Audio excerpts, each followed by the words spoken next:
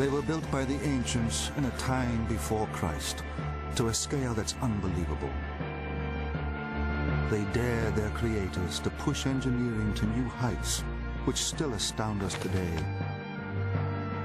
Architecture and sculpture continue to stand in the shadow of their genius. Now, by revealing the secrets of the past, we can unlock the mysteries of their construction, which earned them the highest distinction as the 7 wonders of the ancient world.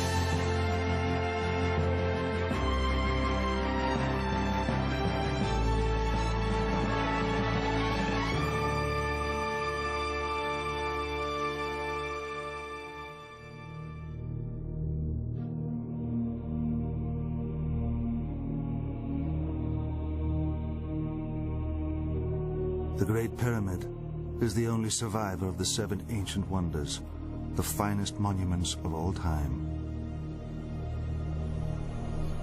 The others have fallen, taking with them the secrets of their history and construction. They laid the foundations of human achievement, becoming the building blocks of modern architecture and sculpture.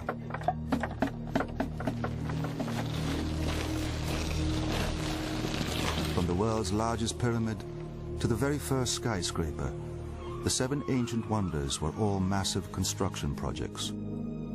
They challenged their creators to conquer the scale of their ambitions. The 7 ancient wonders are a great example of how people build to impress, build to a scale which seems almost incredible, almost as if they were intending to make people look at them and say, well, could this have been possible? To solve nearly insurmountable construction problems, visionary architects were forced to conquer the unknown with extraordinary results. There were the Hanging Gardens of Babylon, built high above ground, displaying their color in the middle of a desert. I'm most intrigued by the Hanging Gardens of Babylon. I wish it was still there. Of all the 7 wonders, that is the one I wish had not been destroyed. It's so unusual. It excites one's imagination. Exotic and mysterious, they have enchanted us through the ages. Standing upon an arid plain, how were the Babylonians able to conceive them? The ancient gardeners had a great knowledge of horticulture, but what plants were they able to grow in the Hanging Gardens?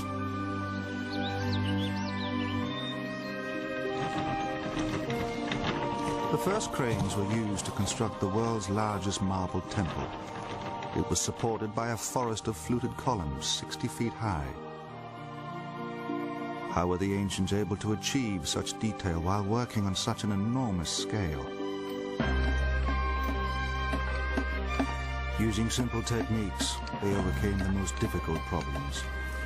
Solid marble lintels weighing 40 tons were lowered with hair's breadth precision.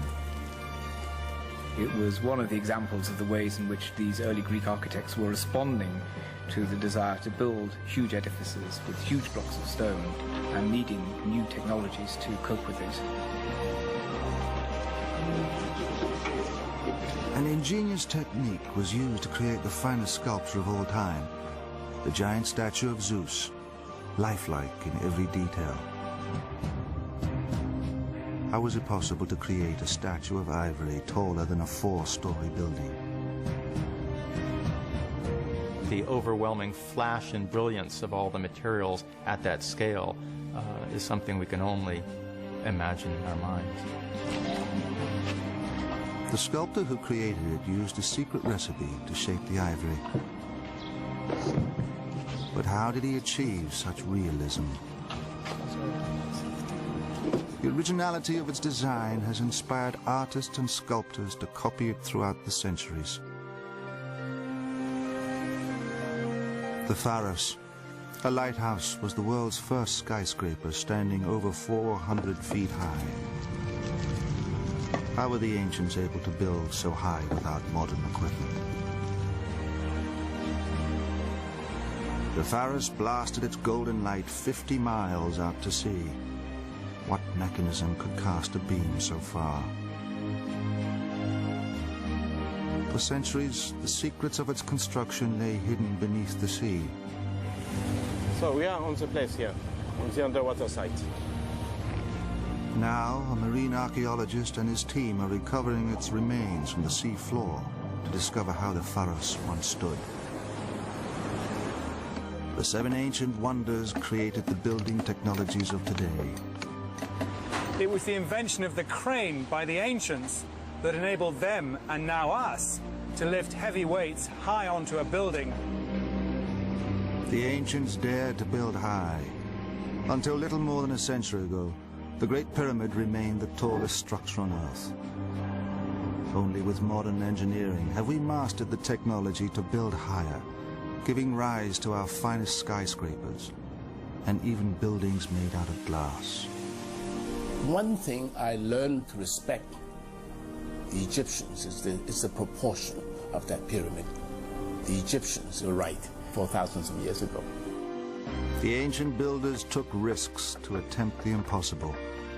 Now, nothing is left to chance. The computer has allowed us to test designs that before we couldn't have tested, and that's given us the confidence to actually proceed with these designs and be daring. A good example of an early use of the computer was Sydney Opera House, which was a very unusual structure. Today's creations stretch to the heavens, but their foundations are embedded deep in the past. They rest upon the 7 wonders of the ancient world, which still challenge and amaze us after thousands of years. Their origins lie in the ancient Greek world.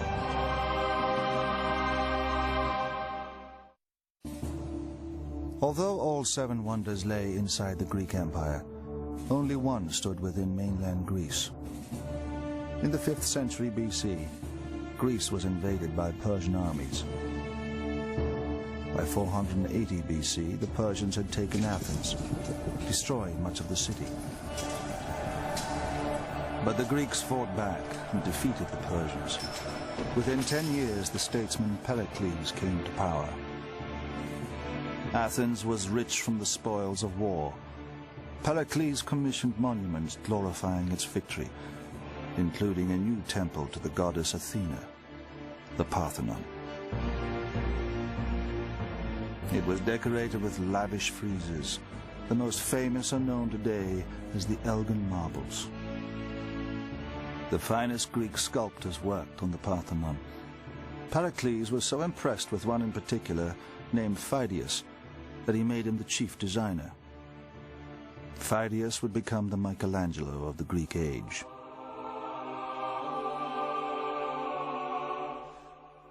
Phidias was asked to make a statue of the goddess Athena to stand inside the Parthenon. Crafted from ivory and gold, he designed it to stand 40 feet high. Statues and monuments were being commissioned across the country, and artistic rivalry was intense.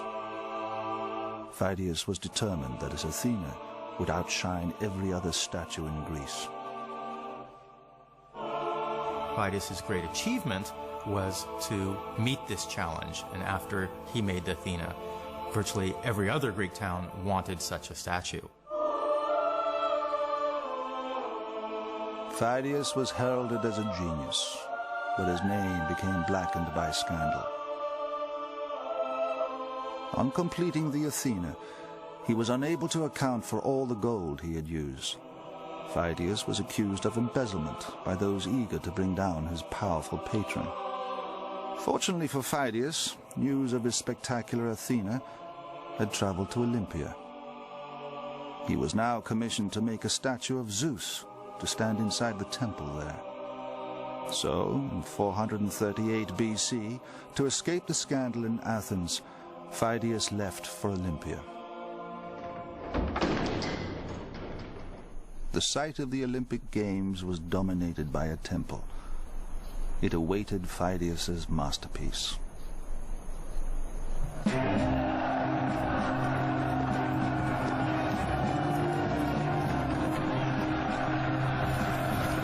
The Olympic Games attracted competitors from all over the Greek world.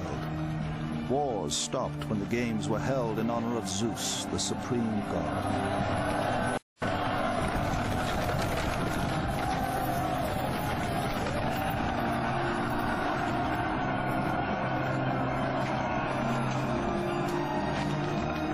Phidias arrived in Olympia to take up his new commission. With his reputation on the line, he approached the great temple. So it seems that the Eleans, having seen or heard about what was up in Athens, decided, we want one of those too, and we want Phidias to make it for us. And they went and they commissioned him to do that.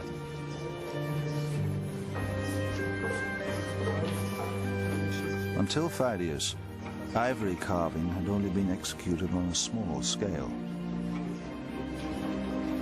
Phidias designed the Zeus to be taller than a 4-story building. It would fill one end of the temple. It was too large to be carved out of solid blocks of ivory.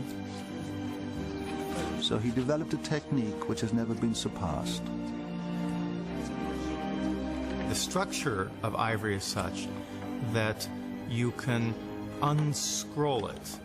You have to imagine it as if you're unpeeling an onion or putting a pencil in an old manual pencil sharpener and turning it, and you get a thin, narrow shaving strip of ivory.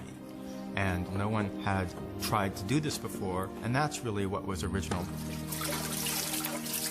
Phidias developed a secret method for softening the ivory. Only a few ancient recipes survive. Professor Kenneth Lapatin is the first to have rediscovered them. Some seem to be a bit fantastic, like wrapping them in fish skin, which I have never tried to do. Others say boil 3 days with mandrake root, which seemed a bit dangerous to try. Others said soak in oil, which did nothing for me. But one said soak in vinegar, which I did do, and that produced results. And what happens is that the ivory, which is tooth, it's largely calcium, has some of its chemical components leached out of it, and it becomes soft and flexible. And then you can mold it to shape and dry it out, and it will maintain that shape. And it was Phidias' genius that assembled these techniques from various different crafts to make this wonder of the world.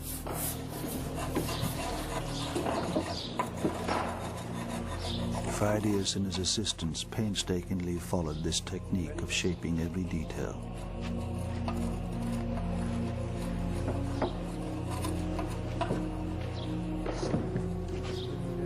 Every ivory section was made to fit exactly. The Zeus began as a wooden framework. To this, the molded ivory sections were fastened. The statue was built up, piece by piece, to a height of 45 feet. It took over 7 years before Phidias was satisfied everything was perfect. The Zeus was then assembled inside the temple. It had a great reputation, but none of that really prepared you for that shock when you walked through the temple doors and saw the image.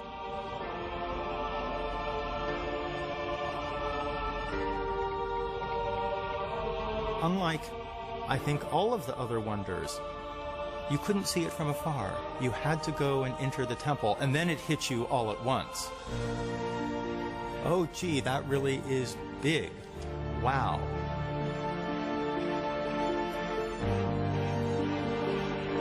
The writer Strabo, in the 1st century AD, was critical of its revolutionary composition.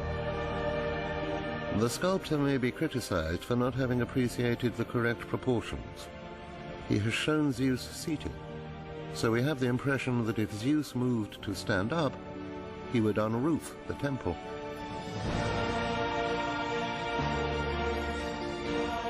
The Zeus sits still. He's holding his emblems of power, the victory in his right hand, the scepter in his left. But he's not doing anything. The stilling of the god gives him greater power because there's the potential there for action. He's very aware. And it's that calmness that becomes a hallmark of the classical style. Characteristics of Phidias' world wonder are echoed throughout Western art. From Byzantine images of Christ to 20th century statues of American presidents. In 1914, Daniel Chester French began work on the Lincoln Memorial statue. Using the same composition as the Zeus, Daniel French made the Lincoln statue out of 28 pieces of marble. Phidias had been meticulous in his study of light, but Daniel French discovered on a dull day his sculpture looked flat. He had to install an elaborate lighting setup. The scale of his sculpture was also criticized, this time for being too small. Daniel French had to double its dimensions to satisfy his commissioners. Even then, the Lincoln statue was only half the height of Phidias' Zeus. Over 450 years after Phidias' world wonder was made, Roman soldiers and workmen arrived with special orders from the Emperor Caligula. He had instructed them to bring the statue back to Rome, so he could put his own head on it. Legend recalls the statue let out such a loud cackle of laughter. The scaffolding collapsed and the workmen fled.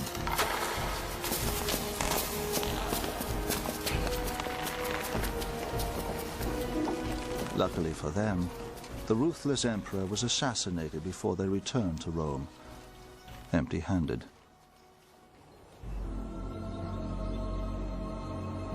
By 391 AD, the Christian Church banned pagan cults and closed the temples. The Olympic Games ceased, and the great sanctuary of Olympia fell into disrepair.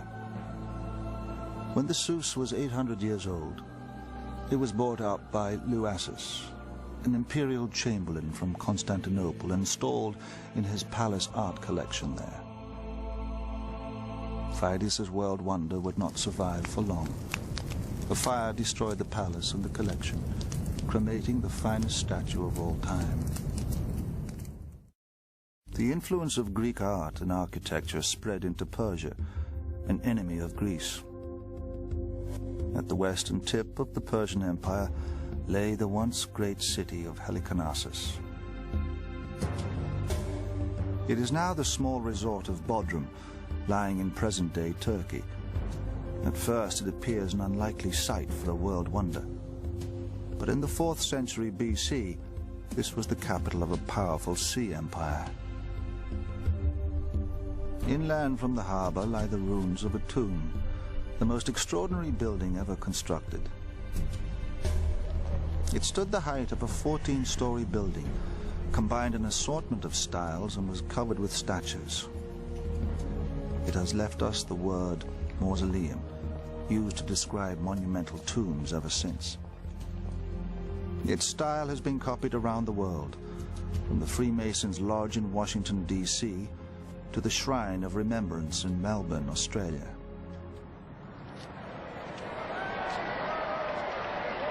The creation of this incredible structure was down to the vision of one of history's little-known yet extraordinary figures, King Mausolus. A Persian governor, or satrap, he became king of this area, known as Caria. Mausolus's unusual behavior included marrying one of his sisters, Artemisia. Erratic and headstrong, he founded a dynasty upon tyrannical control. Mausolus married his elder sister Artemisia, which is a very curious thing to do because brother-sister marriage does not seem to have existed in the family before his generation. From the day he became king in 377 BC, Mausolus fiercely protected his kingdom. The ruins of the Mindus Gate are all that remain of his grand defensive walls, which stretched for 7 miles around the city. He also built up a navy of 100 ships. In the Persian tradition, he had a fortress palace, which is believed to have occupied the site currently where the castle is. Mausolus is obviously a very powerful, dominant figure, successful politically and victorious in war. His forces stood poised to repel any Greek attack. Yet Mausolus openly welcomed Greek culture. Deluded by visions of his own grandeur, he planned the construction of a vast tomb. He chose a Greek architect to design it. His name was Pythias. He was unknown and unconventional. We don't know exactly where he came from, but he was very much a pioneering theoretical architect, probably the most important theoretical architect of the 4th century BC. He had very strong views on what was appropriate in architectural design and what was not. The Persians had a tradition of building tombs. Mausolus followed the example of the Persian king Cyrus the Great. But Mausolus's tomb would be far grander. Pythias designed for him an extraordinary building. It defied the conventional styles of the day. Apart from the Great Pyramid, it stood twice the height of any known building in the Western world, 14 stories high. The tomb would be unique. It would incorporate different styles from different countries. On the top, and never attempted before in architecture, a vast statue. Below, a stepped roof, inspired by the Egyptian pyramids. Beneath were Greek columns from temple architecture. Under these, giant statues resembling friezes, another architectural innovation. At the base was a tomb chamber. This alone used over 12,000 tons of stone. Mausolus gave orders for his tomb to be built on top of an existing royal burial site. Because of the scale of the tomb, this choice of location presented problems. The mausoleum needed foundations dug to a depth of 20 feet. They soon flooded. Having drained them, Pythias increased stability by joining the masonry together. Iron clamps, or dovetails, were used to secure each block to the next, and dowels were fitted between the courses.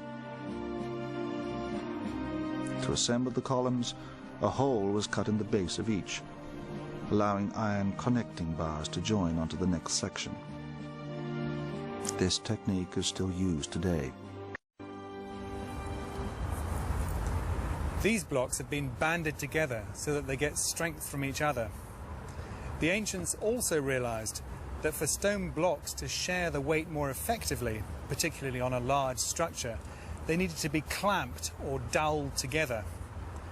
If there was a weakness in the foundation, for example, then the building could cope with it better.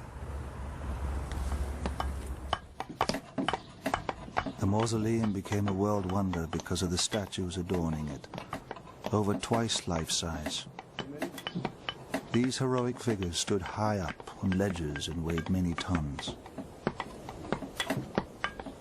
By the time that the mausoleum is being built, great strides have been made in the development of cranes and siege engines, massive timber constructions on wheels capable of lifting dead weights to a height of 140 feet. We take it for granted that we can use machinery to help us on our construction sites. This beam weighs about 1.5 tons. It was the invention of the crane by the ancients that enabled them, and now us, to lift heavy weights high onto a building quickly and with great precision. The heaviest statue sat on the very top of the mausoleum. It was an enormous sculpture of Mausolus and Artemisia in a chariot, pulled by 4 horses. This revolutionary idea of putting a statue on the top of a building has been copied since in triumphal arches and monuments. Mausolus never saw his completed tomb. He died in 352 BC. His body was interred within the mausoleum.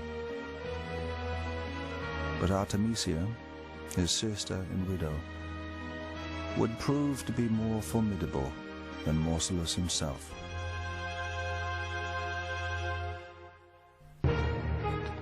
After the death of Mausolus, Artemisia became queen.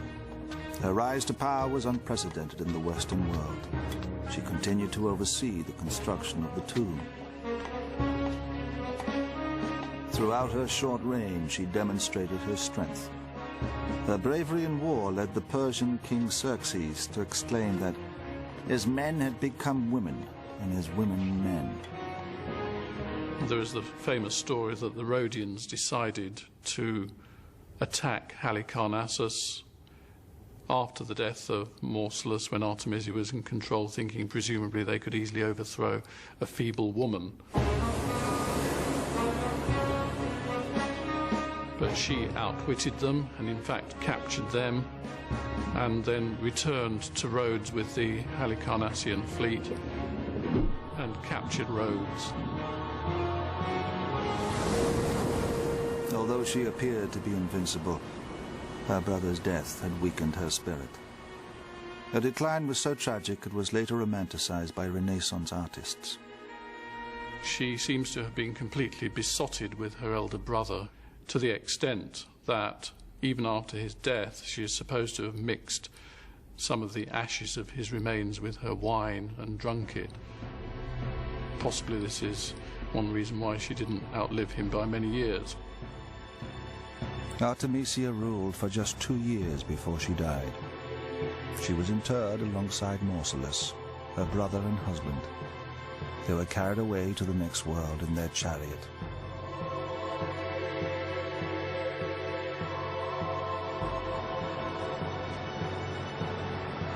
The mausoleum was finally finished after Artemisia's death.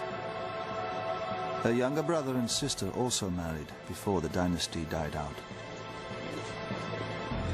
The mausoleum remained an object of admiration until the 15th century, when an earthquake destroyed much of it. The stone blocks were used for rebuilding the castle of St. John in the harbor. Most of the statues, which had made the mausoleum a world wonder, were thrown into lime kilns to make cement.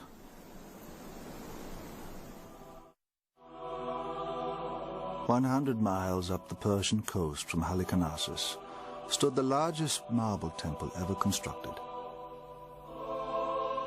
It had been built at Ephesus, the wealthiest city in Asia Minor and the largest port on the Aegean. The temple, dedicated to the goddess Artemis, attracted pilgrims who flocked here to visit her cult shrine.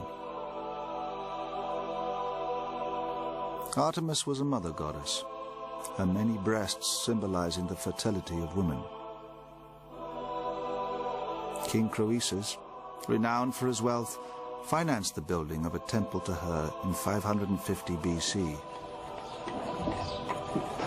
The architect chosen to build it was Chersiphron. Although he was highly trained in temple construction, this commission was on a scale never before attempted.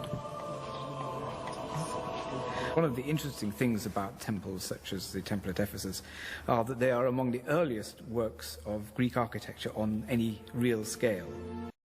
This break is brought to you by Adobe Photoshop. Fun fact, the latest release is packed with innovations, so you can go from inspiration to creation faster than ever. With the amazing new text-to-image, you can create just by typing a prompt, like maybe giant balloon giraffe at a sidewalk cafe, or underwater pink and purple coral wonderland. Okay, keep going. Zip through dozens of ideas in minutes. Get weird, get creative, and get your free trial at Photoshop.com.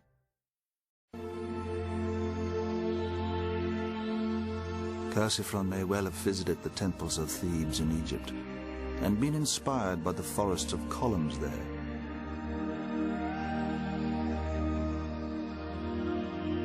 His Temple of Artemis would be built entirely from marble and have 126 giant columns. Chersiphron's first challenge was to ensure a constant supply of enormous blocks of marble. The quarries were 7 miles from the construction site, and some marble blocks could weigh as much as 40 tons.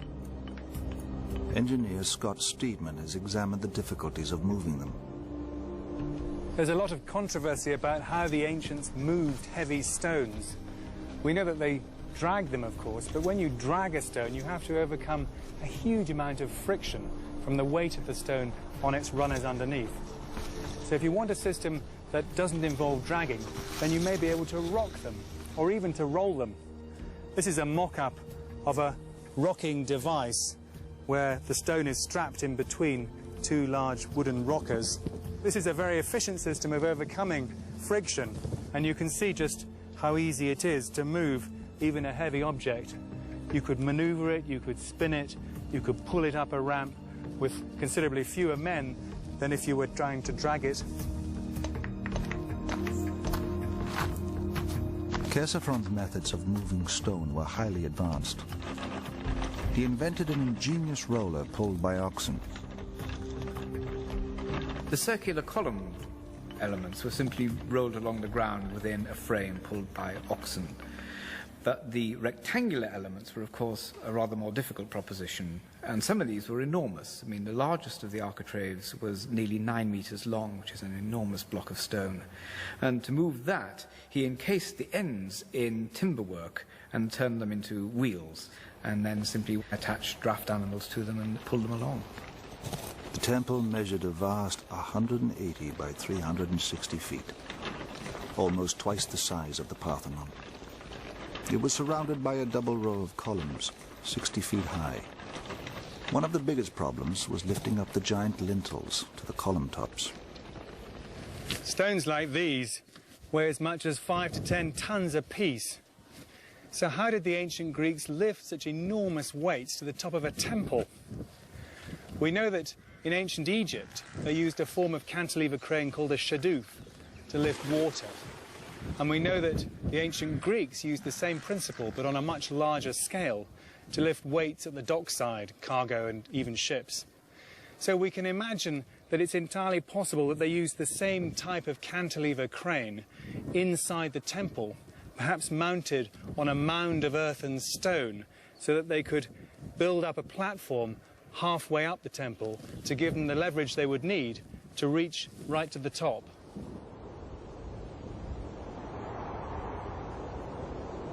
Unlike earlier civilizations, Chersiphron's craftsmen had iron tools. This enabled the marble columns to be fluted and decorated, but it called for greater care in handling them. One of the great difficulties of maneuvering these enormous blocks of stone is the precision that you need to get them finally into their exact place in the building. And you want techniques that can allow fine-tuning and allow little shifts of position and so on. Chersiphron had to ensure the 40-ton marble lintels were placed in exactly the right positions, or the whole temple could collapse like a house of cards. He contemplated suicide when faced with lowering the final section. A similar problem had once confronted the ancient Egyptians when lowering a 60-ton sarcophagus down a 30-meter shaft. Their solution was simple. They fill the shaft with sand, and they put the sarcophagus above the sand, and they cut a side shaft, and they take the sand from the side shaft, the sarcophagus will go down. Chersiphron adapted this Egyptian technology to solve his problem. One of the techniques Chersiphron used was to build a mound of sacks of sand, basically, and to put the architrave on that. And then by pulling away the sand at the base, the architrave is slipped slowly into position. And of course, this can be manipulated quite precisely and quite carefully. The sand was let out of the bags, slowly lowering the stone into position.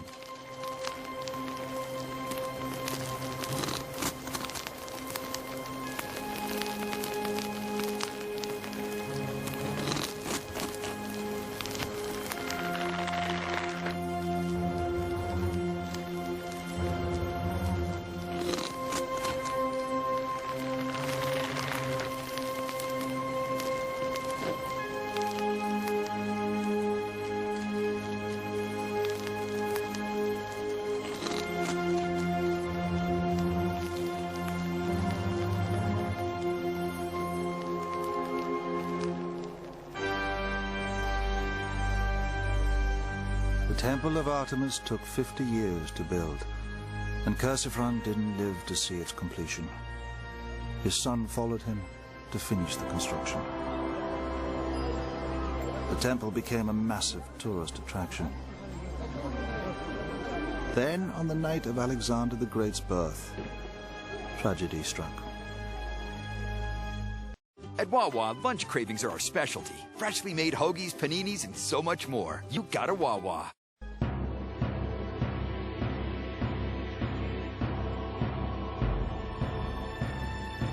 On the night of Alexander the Great's birth, legend records that the goddess Artemis left the great temple to be with him. While she was away, a pyromaniac, wanting his name to be remembered forever, burned the temple to the ground. In the year 356 BC, there was what the sources describe as a madman, Herostratus, who was, it says, consumed with the desire for glory, that his name should be remembered to the ends of time, on the ends of the earth. And he burnt the temple down.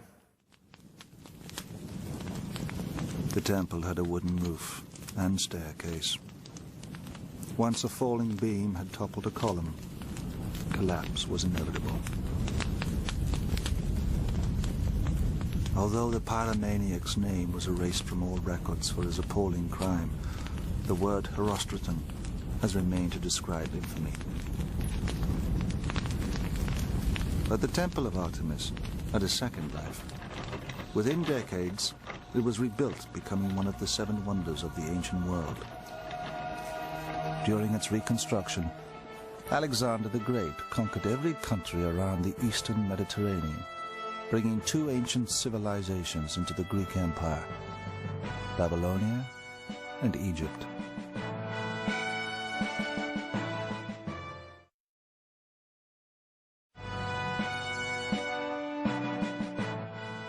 The capital of Egypt is Cairo,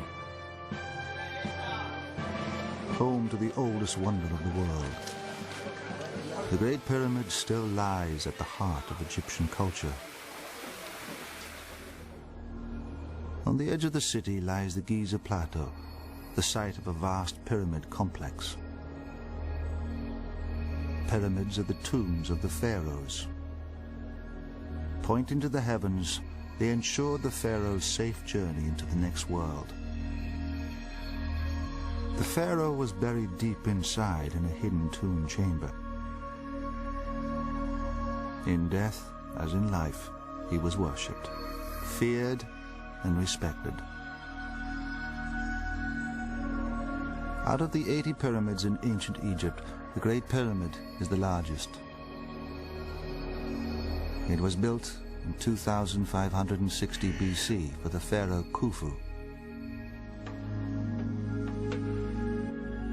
Like all pharaohs, Khufu was more than a king. The Egyptians believed he was the living image of a god come down to earth. The Great Pyramid is the largest stone structure in the world. It dwarfs all comparisons. Nearly as tall as the Washington Monument, 5 cathedrals can fit within it. Yet it was constructed without machinery or even iron tools. How were the ancient Egyptians able to build it? In the 5th century BC, the Greek historian Herodotus tried to find the answer. He gathered his information from the hearsay of local priests. The account he has left us is unreliable. The pharaoh Khufu compelled his subjects to labor as slaves for his own advantage. Some were forced to drag blocks of stone from the quarries in the Arabian hills to the Nile. The work went on in 3 monthly shifts, 100,000 men in a shift. The wickedness of Khufu is not something that you can regard, in Herodotus' telling at any rate, as something which is hard historical fact. It is anything but that.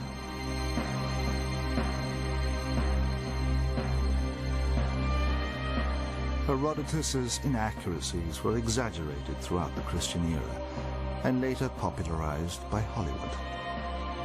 Producers, when they make this type of movies, they showed slavery building the pyramid. You know, slavery can build a huge building, but it will never make anything genius. But if you do something with love, and you believe that this is the tomb of the king, who will be a god, you will do it. Guaranteeing the successful passage of the pharaoh into the next world was every Egyptian's duty.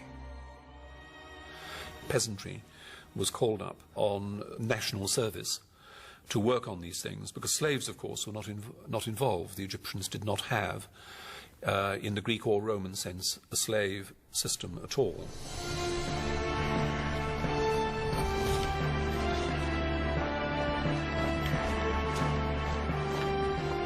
Although slavery didn't exist, workers were conscripted like an army. During the annual floods, farmers worked on the pyramids, which was preferable to going hungry. For all its faults, the Egyptian governmental system was one of the most successful that human history has to show. It was a governmental system that lasted well in excess of 3,000 years. And systems will only last as long as there is a degree of acquiescence on the part of the subject peoples. The Great Pyramid was built with over 2 million stone blocks. Building the pyramid was the greatest feat in architecture. But did it really take 100,000 men to build it?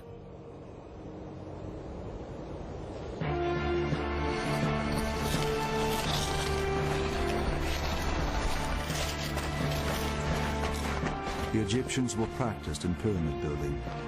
Their production line ran highly efficiently.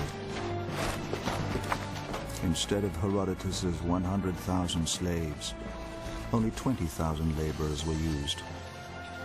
In place of soldiers with whips, help was at hand to tend the sick and injured. The Egyptians put doctors, physicians on the site to save the workmen, because they found many workmen had broken hands. And they put wood to support the broken hands. Others had broken legs. We found that all the tombs of men and women, the skeletons, had a stress on their back because they were involved in moving heavy stuff. And they died during the construction of the pyramids. The Giza Plateau was chosen as the site because of the quantity and quality of the building stone. The men lived here in laborers' quarters, their heads shaven to deter lice. Working in gangs, they hauled the stone blocks from the nearby quarry on sledges. An illustration from the tomb of a nobleman shows this process on a grand scale. A colossus being dragged along. Sleepers or runners were often set into the ground to reduce friction, but there were no rollers under the sledge. I know that Hollywood, the Technicolor industry, is very keen on rollers. You can get lots of Israelites squashed under things like rollers, and it makes for good copy. But there's no sign of any roller at all. And standing on the knee, there is somebody clapping his hands and saying, as the Egyptian text indicates, Jehuti hoppe meri nesu, which is one Egyptian equivalent of what shall we do with the drunken sailor. It ensures that everybody pulls at the right time. It gives a rhythm to the whole operation. The lower part of the Great Pyramid used the largest blocks, weighing 5 tons or more. Although a stone block was fitted into place every 2 minutes, the Great Pyramid took 23 years to build. Provided the Egyptians had time, and provided they had their disciplined workforce and these techniques, they could achieve what they needed to achieve. The ancient Egyptians set out the base like a compass. One side, aligned by the stars, runs north to south. With only geometry and rope to help them, it is baffling how they created a perfect square. Engineer Scott Steedman demonstrates one possible method for laying out a pyramid, which may have been used by the Egyptians 4,500 years ago. One of the mysteries of the ancients is how they managed to survey structures as accurately as they did, as large as the pyramids. in deserts just like this. There are a number of theories as to how they did it, but this is a simple way in which you can lay out a right angle. What we need is a little simple geometry and a piece of string. What I want to do is to find the exact midpoint and mark it, and then we'll use that to lay out a right angle off our north-south line behind me. And here's the exact middle. I'm going to mark that with a green piece of twine because I need to find that. With the string, Scott forms a triangle. He loops the ends around two posts set upon the north-south line and pulls the middle of the string out to find the midpoint. Right, here's the green marker. Now, the trick about this is it doesn't matter how hard I pull because the tension is the same in both sides of the string. He marks the midway point with a post. He repeats this the other side, again marking the midway point with a post. By aligning these 2 points with a string, Scott has created a 90-degree angle. That's the original north-south line, and this is the new east-west line. The beauty of this system is that you wouldn't just do it once.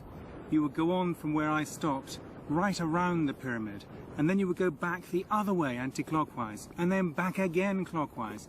Each time you'd close out the error just that little bit more until you got it to the precision that you wanted. The rough appearance of the Great Pyramid masks the precision of its construction. Its limestone casing was stripped away centuries ago to rebuild Cairo, but the pyramid remains the most accurately built stone structure on Earth. It covers 13 acres, the equivalent of 9 football fields, yet each of its sides are accurate to within inches. In my opinion, pyramids built Egypt. Because building the pyramids made the Egyptians to think about art, architecture, to think about astronomy, and this is why they became genius, because they have to build the tomb of the king who will be a god. Dr. Howes has discovered the remains of the surveyor's original workings. We found in our excavation holes about 40 centimeters in diameter, and no one understood the function of these holes. We found that these holes has to do with making the square base of the pyramid. After they finish the square base of the pyramid, they cut in the solid rock, and they made the base of the pyramid about 8 meters high, only from the rock of the plateau. The stones were dragged from the quarry to a short ramp and then hauled up onto the base.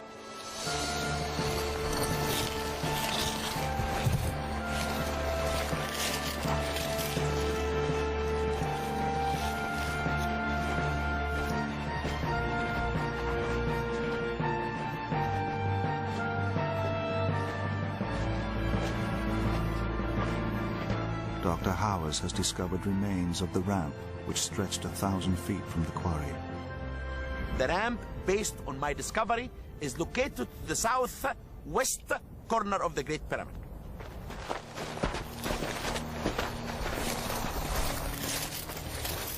After the stones were hauled up onto the base, Dr. Howes believes they were then moved upwards using a girdle or spiral ramp. This wrapped around the outside of the pyramid and was made from mud and rubble.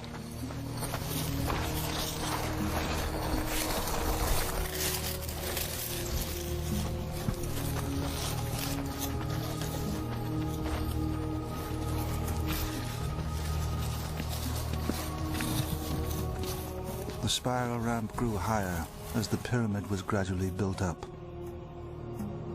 No one knows with certainty the exact ramp design. Other archaeologists believe the ramp was a straight one.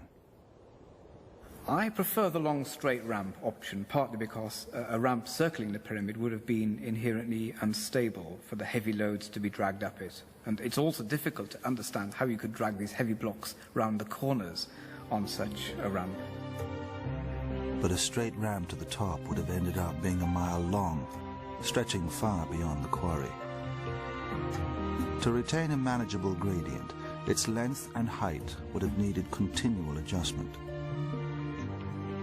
On the other hand, the spiral ramps have cornering problems.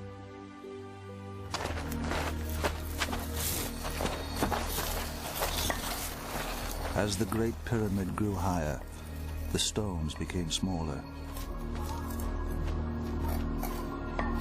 Rollers running under the stones may have been used here for maneuvering.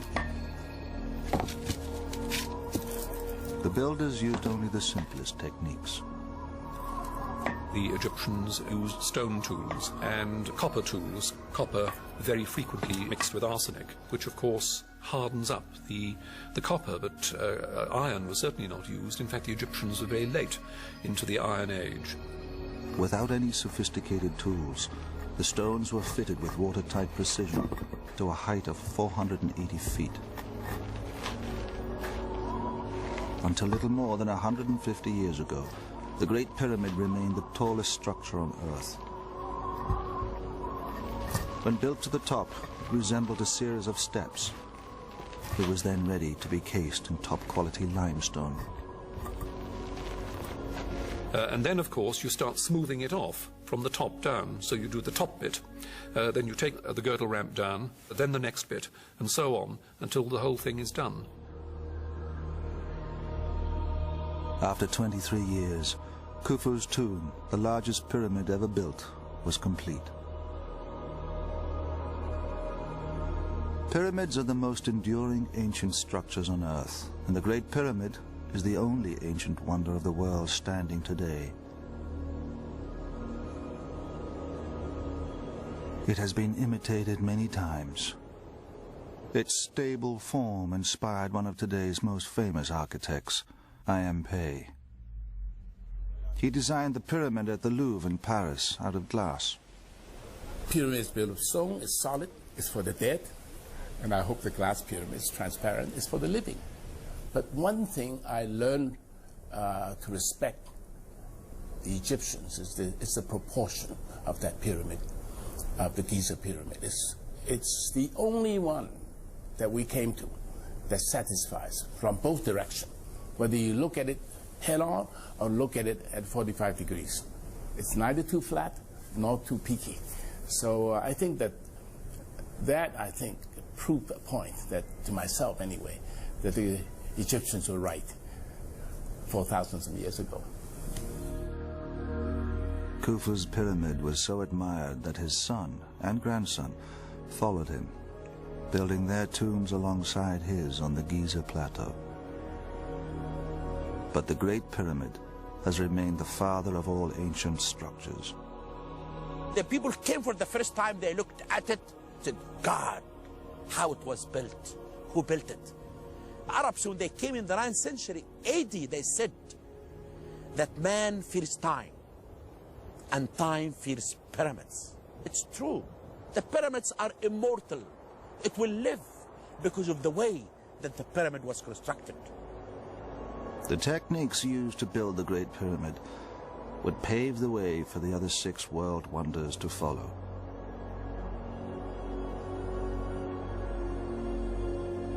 The Great Pyramid, the foundation for the other world wonders, was built in 2650 BC. It would take another 2,000 years before the next wonder of the ancient world was created in the most spectacular city on Earth, Babylon. The city was surrounded by inhospitable terrain for hundreds of miles. Merchants journeyed across the wilderness from every corner of the ancient world to trade their goods in the wealthy city. But of all the sights in Babylon, one impressed the parched travellers more than any other: the Hanging Gardens. I'm most intrigued by the Hanging Gardens of Babylon. I wish it was still there. Of all the 7 wonders, that is the one I wish had not been destroyed. It's so unusual. It excites one's imagination. Fragments of the ancient city survive, but the Hanging Gardens have been lost forever. Some scholars doubt whether they could have existed here. How was it possible to have built terraced gardens in an area without building stone? Babylon's built on a huge, great, flat alluvial plain, and there's no stone nearby, so they have to use mud. And they would dig the mud from the riverbank, creating a sort of moat around the city. And then the mud would be formed into bricks. And then as it bakes in the sun, you would end up with really quite a sturdy product. You can't just take the bare mud and pack it into a brick. So he's processing the mud by stamping it and adding water to it to give it just the right consistency, so that when it is slopped into the mould, he has a brick which you can recognisably see as a brick and not just a heap of mud. Mud, when it's baked and compacted, is a very strong and capable building material. And there are many examples in ancient history of walls that are built to really quite a significant height using baked earth and mud. Sometimes that needs to be reinforced, perhaps with straw or reeds, which would be laid flat and then more earth compacted on top. But as long as you created a big, wide, massive wall, essentially, it would be a very strong and capable material.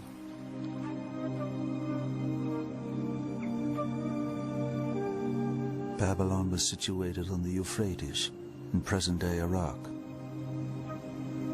In the 6th century BC, King Nebuchadnezzar rebuilt it. The walls were so splendid that the Greek poet Antipater had included them as one of the 7 wonders. Herodotus was also impressed by them. They formed a square. Along the top were walkways wide enough for 2 chariots to pass. There were 100 bronze gates in the circuit of the walls. It was some 56 miles around the whole city.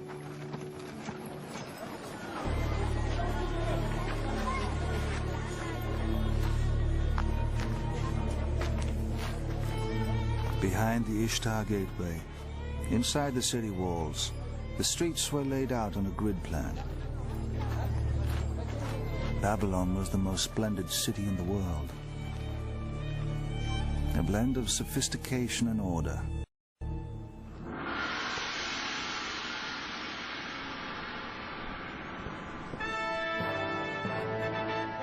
King Nebuchadnezzar ruled Babylonia from his palace. He married Princess Amytis from the land of Media.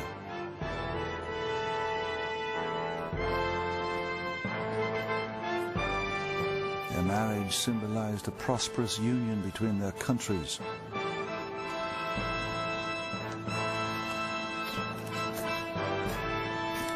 Babylonia now looked forward to a period of peace and plenty.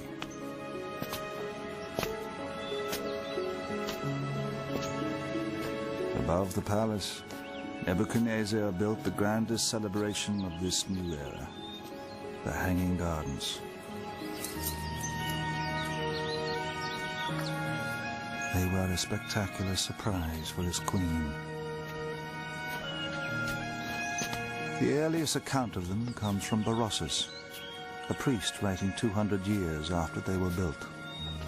And within this palace, Nebuchadnezzar erected the so-called Hanging Garden, because his wife, having been brought up in the country of Media, had a passion for mountain surroundings. The gardens are often controlled by the monarch of a particular culture. That monarch is showing that he or she can control the landscape and can make it flower in a way that God cannot in the landscape around them. Controlling water, of course, controlling life in a very desert landscape or in an arid landscape is a great feat. In the Middle East, gardening was a respected profession.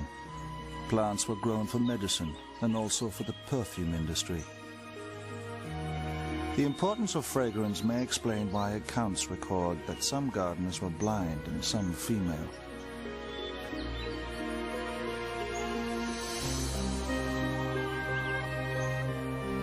Records show that Nebuchadnezzar's gardener was given special rations from the palace. He is believed to have been an expert from Judea, a country with a similarly arid climate. The Babylonians had a great knowledge of plants. The gardeners in Babylon would have selected the best plants to thrive in the hot, arid climate. The Middle East is not all a desert, but it's generally arid, and it was felt important to bring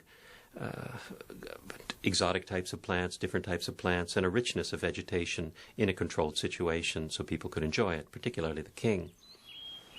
There are a number of ways plants have adapted to survive in harsh environments like the Middle East. One way is to have thin, needle-like leaves. Grasses and conifers are good examples of this.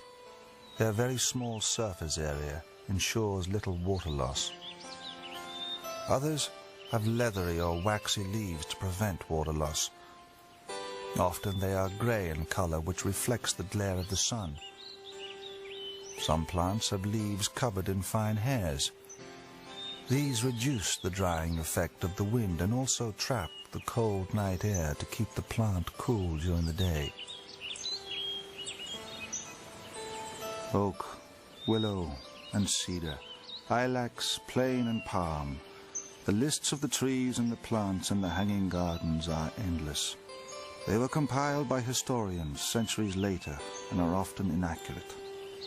It is believed the gardens contained many plants and trees from the land of Medea, the homeland of Nebuchadnezzar's queen. As well as adding color, the flowers of orange and lemon trees would have produced a fragrant scent. However, the gardens were planted out. They needed water. Ancient writers recorded that there were hidden machines used for irrigation. Scholars have investigated buckets on ropes, water wheels, and even the Archimedes water screw. This device is attributed to the great Greek mathematician and inventor. It is believed Archimedes created it while in Egypt, having watched villagers pump water from the Nile. But the Hanging Gardens were built 2 centuries before him. The only device we have evidence for at that period is in fact the shaduf, a very simple tip beam device that's known as early as the 3rd millennium BC. You have a counterweight at one end and a basket on the end of a rope or a pole at the other that lifts the water up. We have illustrations of it from the 2nd millennium BC onward. We have illustrations of it in Assyrian art from the time the Hanging Gardens supposedly were functioning, and there are no illustrations of other devices that would have been suitable. So it seems to me that this is the only solution. Today we overcome our engineering problems with machinery. The ancients often looked no further than human labor, and in Babylon there was an endless supply. The Western perception of the Hanging Gardens has been highly idealized. Terraced gardens with abundant water, even waterfalls. When I was a child, the image conjured up by the Hanging Gardens was that of gardens that somehow hung downwards. But in fact, if you look at gardens that are carefully maintained in the Middle East on terraces, generally you have plants that rise upward from the terraces. In arid regions, in the desert, water is so precious it's like gold. They have to control how they use it very, very carefully. They let the water come in down channels, and then they release the water so that it just rushes out, just for perhaps 10 minutes a day, and then they'll shut it off again and conserve it for the next day. Just a tiny amount of water has created an intensity of color, green trees, which is just totally unexpected. Water could have been taken from the Euphrates, carried or lifted up to a cistern on the top terrace. From there it would have trickled down through the different levels of the garden. The irrigation of the Hanging Gardens is only part of the riddle, taunting archaeologists. The more baffling puzzle has been to find their exact location.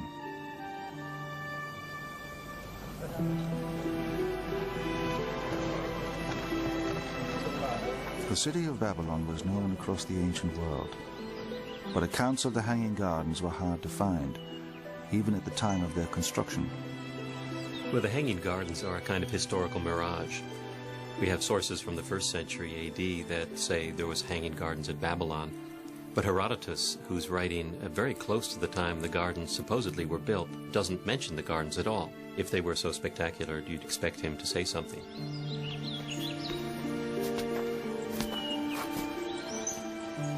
It is likely they were destroyed within a century of their construction. After Nebuchadnezzar, Babylon became a pawn in the struggle between the Persians and the Macedonians, and was severely damaged.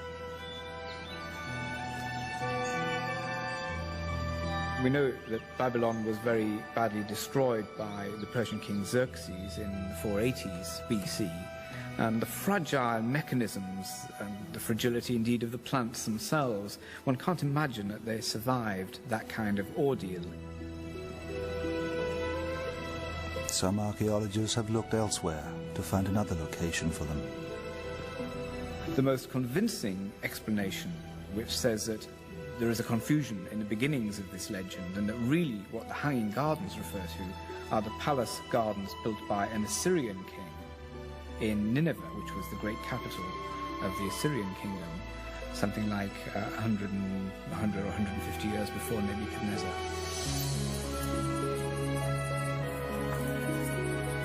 Despite their short lifespan, the gardens have gained legendary status.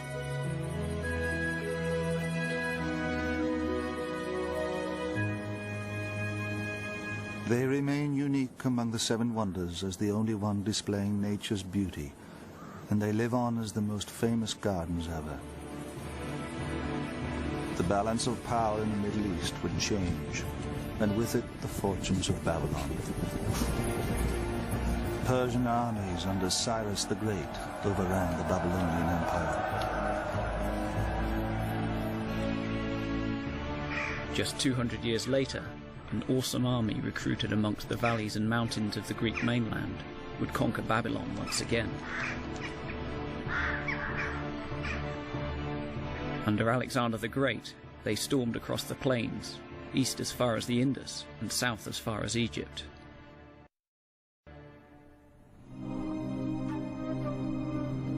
Greek artists, sculptors and masons followed in the wake of Alexander's armies.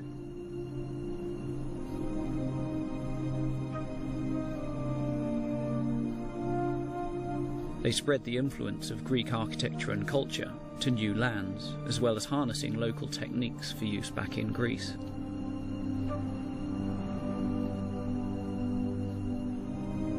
Under Alexander, for the first time, all the wonders of the ancient world were brought within the same empire.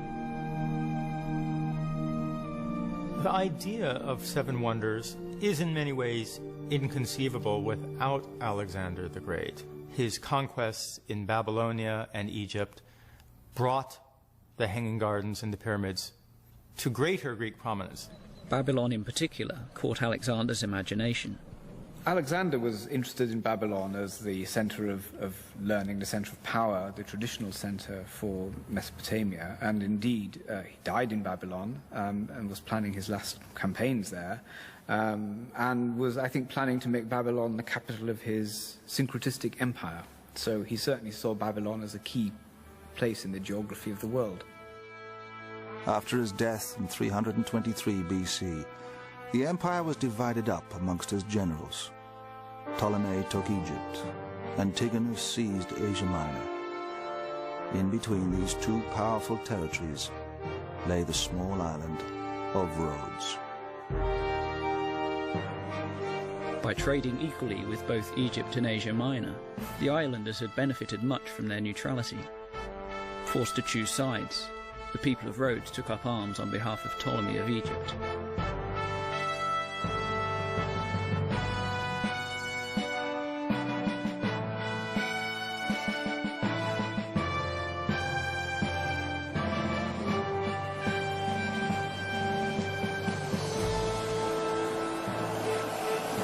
Outraged, the Antigones from Asia Minor attacked Rhodes with a huge fleet.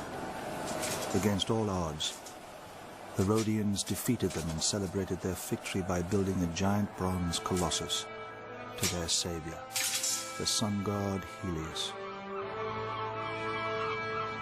Helios was closely related to Apollo, the god of light, of truth, of vision. He is the god of the sun, who was especially worshipped on Rhodes. There were many bronze statues on the island, but the Colossus was easily the largest. To build, it cost 300 talents, equal to 300 warships. The Colossus was a memorial to themselves, to their victory, to their freedom, their continuing freedom, and as such, it was certainly worth putting a lot of money into. 300 talents, they had won it from the enemy. Why not? Bronze casting was a major business on the island. Statues were mass-produced and exported to Greece and Italy. The sculptor chosen to create the Colossus was Haris of Lindos. One story recalls his initial design as being 60 feet tall, but the islanders insisted on a statue that was twice that size, 120 feet. Haris doubled his dimensions and set to work. Haris was especially well qualified for this job because he had studied with one of the greatest bronze artists of the 4th century BC, Lysippus. Lysippus was known for producing many, many statues, 1,500 in his lifetime. And so in the workshop of Lysippus, one can imagine hanging on the wall a whole row of arms, a row of legs, body parts which were more or less interchangeable.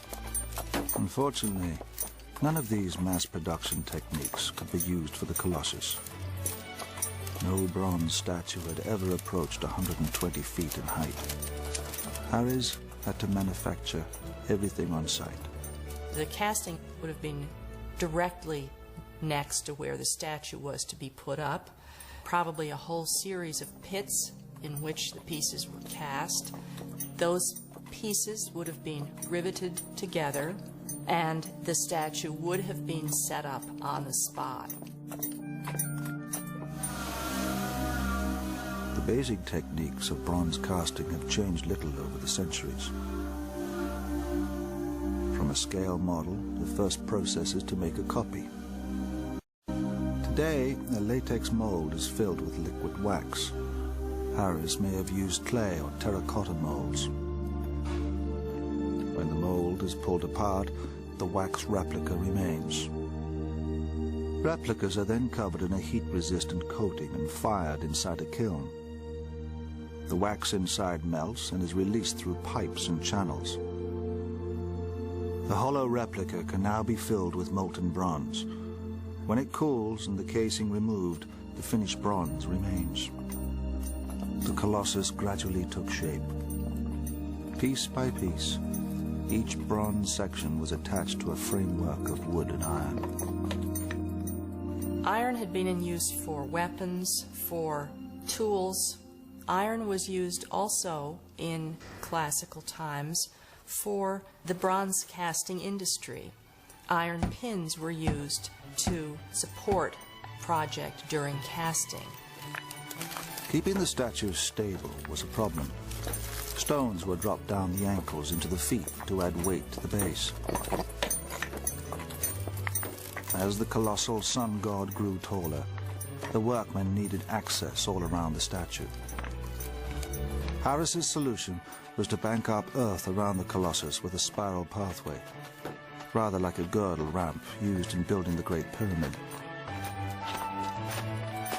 There was one drawback to this. When Haris designed the statue, he would never have a chance to see what the finished work would look like until the work was finished, which is certainly a deterrent in producing a Colossus. You can't look at it at various stages of the process, put it all together, take it apart again. You have to wait till the whole thing is finished before you get your first view of what it's really going to look like.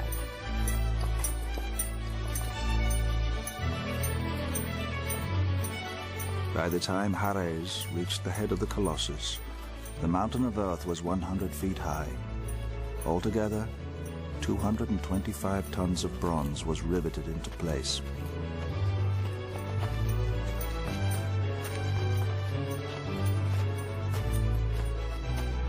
Gold rays were fitted to his crown, which pointed to the sun.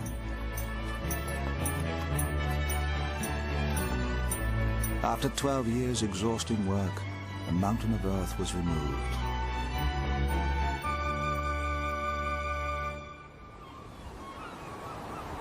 Ares' magnificent colossus of the sun god Helios, 120 feet high, was left to stand guard at the harbor side. Chares certainly must have found out how to cast a big statue like that in many pieces. What he overlooked, apparently, was finding out from somebody how to make it stand up. Obviously, nobody had been making colossi, and so nobody thought carefully enough about how to keep this statue standing. When you scale up a structure, you have to think very carefully about how it's going to support itself. What works well when it's small may not work at all when it's large. If you scale up a hollow sculpture, for example, then the weight of the shell itself may overload it. And any tall, thin structure or sculpture will be much more vulnerable to wind and earthquake. The Colossus stood for just 56 years. In 226 BC, an earthquake brought it crashing to the ground, burying several houses beneath it.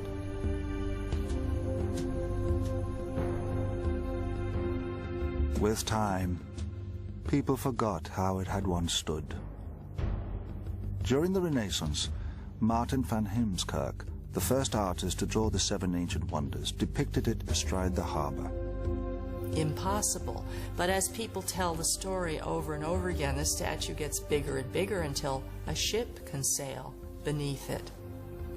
When a statue is standing on 2 legs, and it's a naked statue, as this would have been in the tradition of producing statues of gods and of heroes, it's the legs have to be close together to give it the support that it needs. But the idea of the Colossus straddling the harbor still remains popular. Engineer Gavin Davis assesses the likelihood of this. If the legs were together on the sculpture, it would be a lot more stable because the weight of the upper half of the body is carried vertically down through the legs. And then provided the foundations are strong enough, then you should have a relatively stable structure. If the Colossus had stood with the legs apart, it would have been considerably weakened. The key concern in the Colossus is how the weight load is carried down the 2 legs when they're quite wide apart. Once you do start getting any wind loading on this kind of structure, then there are obviously weak areas. Around the 2 ankles, for example, would be an obvious area of concern. Over 2,000 years after the Colossus, Auguste Bartholdi designed the Statue of Liberty. He employed the greatest engineer of the day, the Frenchman Alexandre Eiffel. Avoiding the mistakes of the Colossus, Eiffel introduced revolutionary technology to ensure the Liberty would stand forever. The Statue of Liberty was an engineering innovation. Eiffel designed an iron framework to form a backbone. The statue, a hollow shell made from copper, was then hung over the frame. In 1986, after standing for 100 years, it was overhauled. Architect Blaine Cliver was a part of the restoration team. The statue itself is 153 feet tall. That's all the way up to the top of the torch. Eiffel's design was light. It is a skeletal frame and is anchored to the pylons which are into the base, the stone base upon which the statue stands. Unlike the Colossus of Rhodes, the outer casing carries no weight at all. Consisting of 300 copper plates weighing 80 tons, its weight is transferred by ribs and armature bars to Eiffel's central skeleton. What does Wawa have for lunch? Maybe a hoagie or a panini or a quesadilla? How do I choose? You don't. You get them all. Oh. Freshly made hoagies, smoothies, and so much more. When you got a craving, you got a Wawa.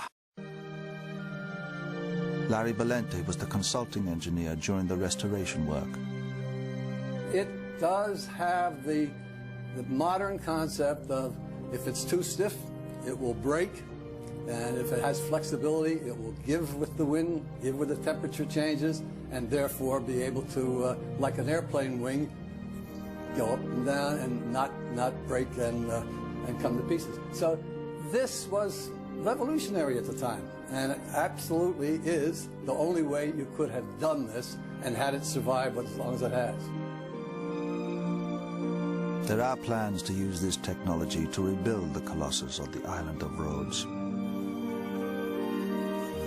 Nicholas Kotsiaminas, one of the leading bronze sculptors in the world today, dreams of recreating the Colossus. He has already made some enormous bronzes. He now plans to build the Colossus to stand the height of a 15-story building. I'm proposing two different designs. The first one is going to look as the old Colossus by putting this arm like that, okay? Of course, now, with the new technology, we do something different. And now I'm proposing the second proposition is to stretch the arm, giving the light to the world. Okay, now we've got the technology to do that. Along with Liberty, it's going to be the largest. But it's going to have one advantage over Liberty, simply because it's connected with this sort of thrill. One of the wonders of the world is going to be recreated, and that's the main thing. That's the beauty of it. The fallen Colossus remained a wonder of the world.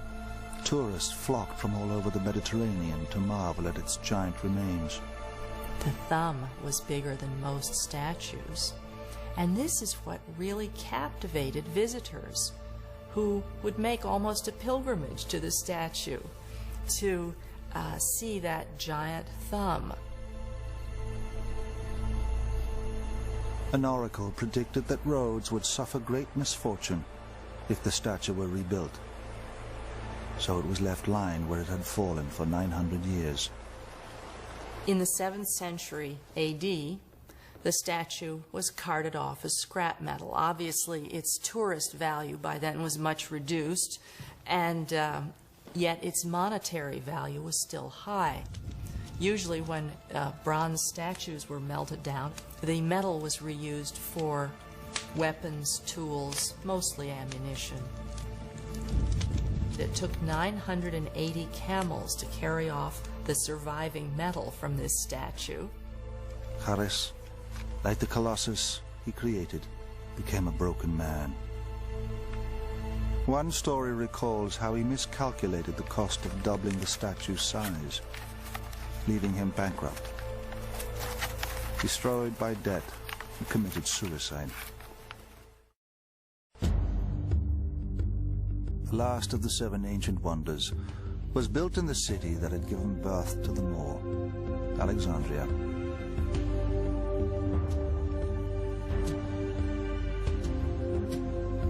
Founded by Alexander the Great in 332 BC, it was the world's first metropolis. Standing at the head of the Nile, it rivaled ancient Rome in size and power. From its earliest days, the city has been a melting pot of civilizations.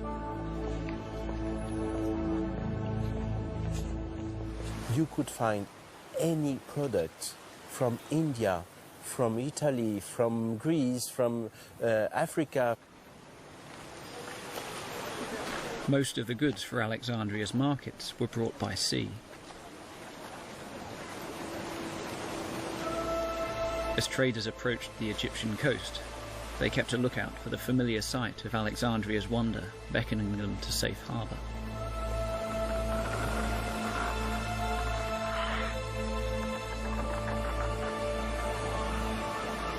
Known as the Pharos, it was a lighthouse. Standing over 400 feet high, it was the world's first skyscraper.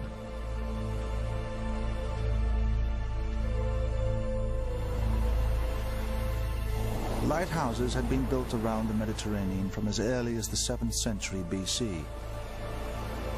The waters off Egypt were particularly treacherous.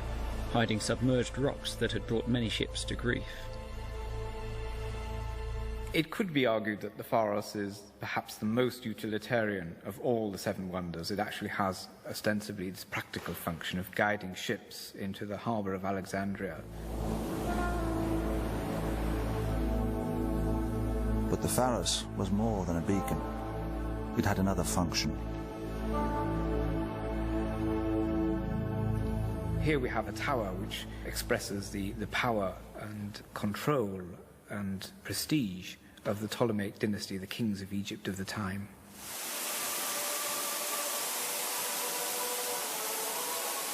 Alexandria was the first megacity. Palaces were stacked upon palaces, yet the Pharos exceeded everything else. It is yet another way in which Alexandria can be put at least one notch, and preferably several notches, above every other city in the world. Built during the reign of Ptolemy II, the Pharos announced to the world the grandeur of Alexandria. Designed by the architect Sostratus of Cnidus, it took 12 years to construct. At the top, a vast furnace was kept raging.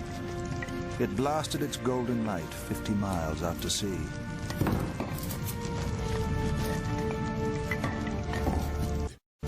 Some reports mention extraordinary solar mirrors used to laser enemy ships at sea. The Pharos was built in 3 sections. On the base sat a square tower, 233 feet tall. The second section was octagonal, and above it was the lighting apparatus. It's believed a spiral rampway inside allowed donkeys to take up the loads of fuel. We know that it did have ramps inside it, and that donkeys, for instance, could perhaps have gone up to the top of it on these ramps carrying loads. But it's a bit of an open question as to exactly how it worked, I think. The light at the top was created by a furnace. It was directed out to sea via large bronze reflectors. One of the problems, of course, of a lighthouse, particularly in a location such as Egypt, which is relatively poor in trees, in wood, would be what do you actually use to feed the flames? Alexandria was the largest port in the Greek world, and it is likely that the city had access to many raw materials. Various fuels have been suggested, ranging from wood and oil to fats and tree resins. The Pharos was built from solid blocks of granite and limestone. Unlike tall buildings of today, its walls had to bear all the weight of the masonry above.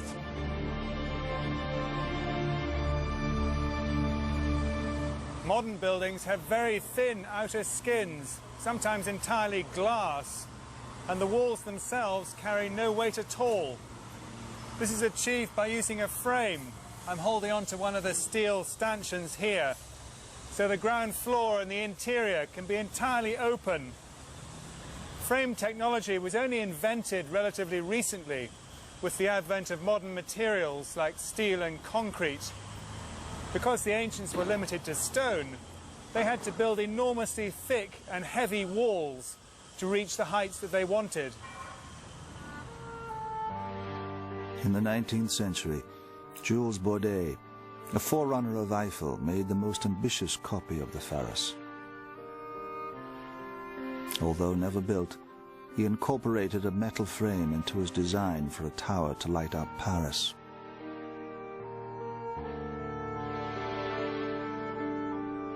Built entirely from stone, it is unclear how the Pharos could stand so tall. Yet there are many ancient accounts of it. The Pharos of Alexandria is actually one of the better documented of the Seven Wonders. It ceased to be a lighthouse at the end of the classical period, but it went on to be used as a mosque. In fact, what they did was on the top where the lantern had been, they built a mosque. There are Arab historians who had climbed it and give very good detailed descriptions with dimensions. So we can be fairly sure that it really was as it's described. Today, a medieval castle stands on the site of the Pharos, which stood until 1303. Named after the small island on which it was built, Pharos has become a generic word for all lighthouses. Like the Mausoleum and Colossus, the Pharos was destroyed by an earthquake. For 700 years, its remains lay on the seabed. But recently, a marine archaeologist has begun bringing to the surface the world wonder that has remained hidden for centuries.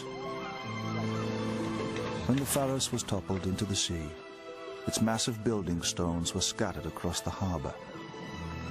Marine archaeologist Jean-Yves Empereur has been excavating the underwater site. He still can't comprehend the scale of his discovery. When, for the first time, we dived, we couldn't imagine such chaotic and huge underwater collection of such thousands and thousands of columns, of bases of columns, of capitals, of sphinxes, of obelisks, and so on. It was incredible. And every time we dive, even now, after thousands of diving here, we go back to the surface with a strange feeling. It's a fantastic sight. You cannot imagine, you cannot describe it. You have to dive to have this so strange feeling.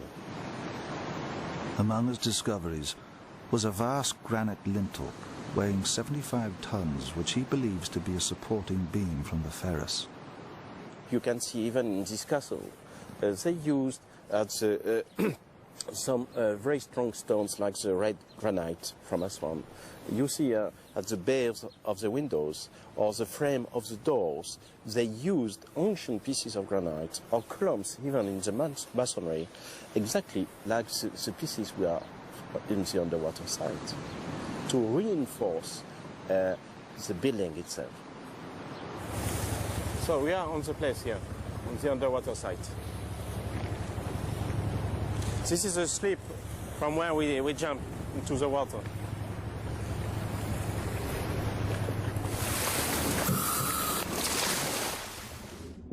Jean-Yves has been diving here since 1991. The vast underwater site covers 5 acres. His team continues to log the size and weight of every block. Deciphering the thousands of artifacts is a monumental task. The Pharos fell amongst palaces and the other treasures of the once great city. So Jean-Yves and his team have a painstaking task of deduction.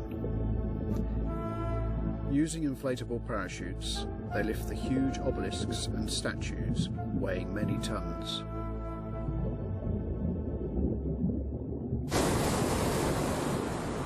One day they hope to establish once and for all how the Pharos was constructed. The world's tallest lighthouse was brought down by an earthquake. Nowadays, tall buildings are thoroughly tested. Gavin Davis examines the stability of the Pharos. There's no doubt this would have been a very challenging structure to build, but to build something that's supposedly 400 feet tall or more would have been very difficult at that time. When comparing the Pharos with one of the Great Pyramids, for example, you can see that there's a great difference because the pyramids are inherently more stable structure. Comparing it to something like a pyramid, which would have a much wider base, then it really is still a very tall and thin building. Whereas the ancients were building into the unknown, today's architects are required to check every uncertainty. This building's the Hong Kong and Shanghai Bank, and a significant amount of testing was carried out to look at how it might behave in the wind. The computer these days allows us to eliminate even the most unlikely problem areas from buildings, which means that we can design closer to the edge and design buildings that perform better. Today's architectural wonders stand within the safeguards of science and technology. The 7 wonders have become icons of the ancient world. They stood not solely by the laws of science, but by the will of an age determined to build the impossible. The seven ancient wonders were part of an age of optimism, an attempt to use technology to the limit, to go further than people had ever gone before in creating these massive monumental structures. Architecture and sculpture continue to pay a debt to the excellence of their construction.